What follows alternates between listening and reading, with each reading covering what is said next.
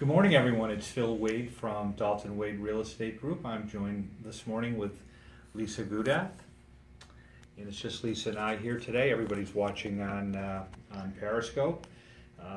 So for those of you new to Periscope, at the end of the session you'll be able to ask questions, and if you tap on the screen, it will give me a lot of hearts, which I like. Today's training is on advertising on Facebook. We had chatted previously about setting up a Facebook business page or a real estate business page. So we'll just quickly review that, and then we'll kind of get into some of the benefits of actually advertising on Facebook. So under your personal Facebook account, you would need to set up your business page. It's really an extension of you, and it would be real estate related. Then once you have that completed, you'd begin to post some hopefully relevant content that would help both sellers and buyers benefit from what they're reading and what you're providing.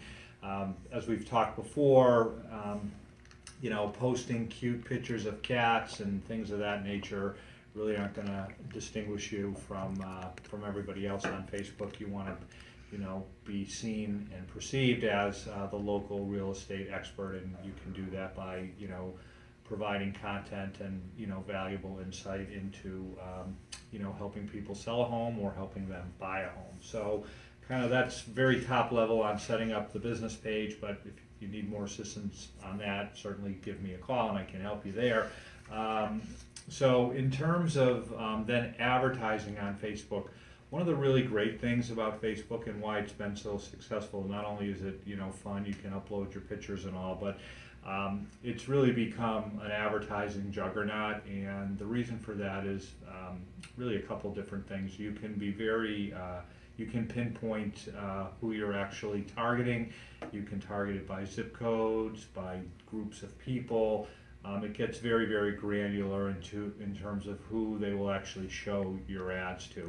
And the other really nice thing about it is you can set up a budget as little as $5 a day, so it doesn't have to be something that's expensive, and they will put out your ad. So actually, coming up with the ad sometimes is something that does require some thought. So there's really two pieces. So there's the ad, and then what ends up happening with the ad is somebody clicks on that and then or likes it, but if they do click, then it's going to take them somewhere else, and then where it takes them is what we would call a landing page. So that's somewhere where they're going to then land.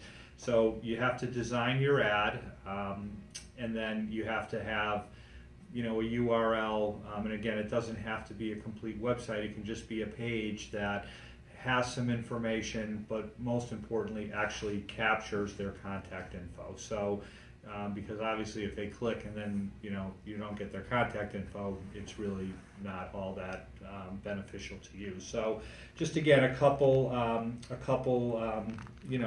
ideas in terms of what your ad could be. It could be and again you're trying again to sort of either appeal to one or two groups. One group are buyers, home buyers, and the other group would be home sellers. As we've always talked about in these trainings, sellers are more valuable than buyers. From sellers, from listings, you can get buyers. From buyers, you just really work with that person and maybe get a referral. So we always like listings better, especially in this market. As many are experiencing, sometimes getting a contract accepted for your buyer can take some effort and can take several attempts before you just get outbid, and then you're not the person, then you got to kind of go on. But again, if you're selling or you have the listing, you've got multiple people, typically if the house is priced, looking to purchase it. So again, a couple ideas on some ads. Everybody likes a deal, so you could kind of structure your ad around some type of, again, if you're looking to attract buyers through your ad, some type of possible buyer rebate. You might give them 20% back of your commission.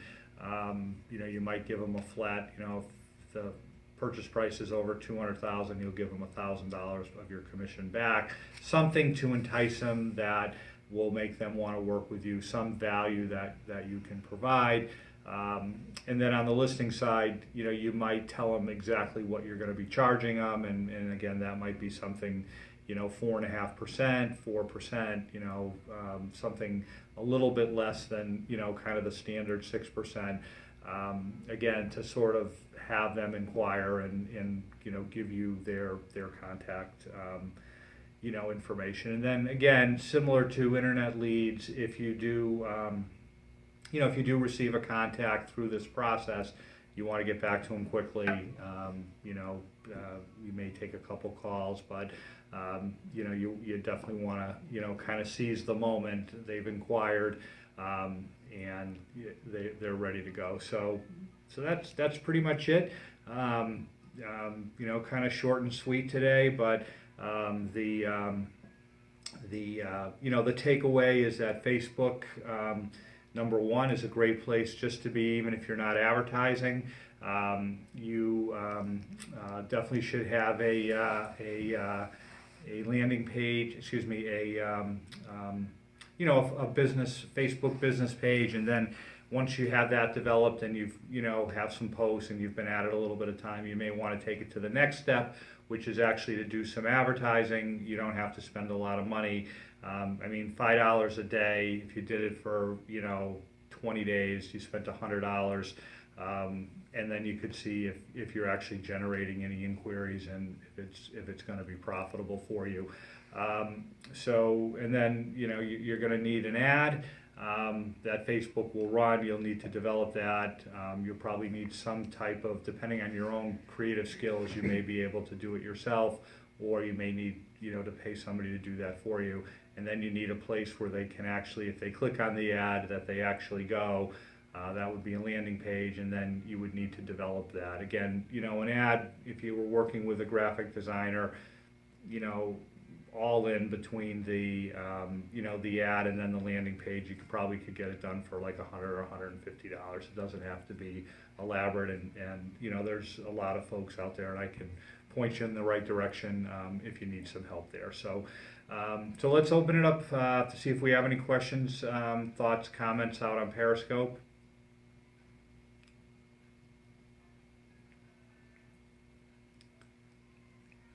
It doesn't seem like we have anybody actually asking any questions today, so that's good. As always, you can give me a call offline, and I can kind of help you further flush through some of these concepts.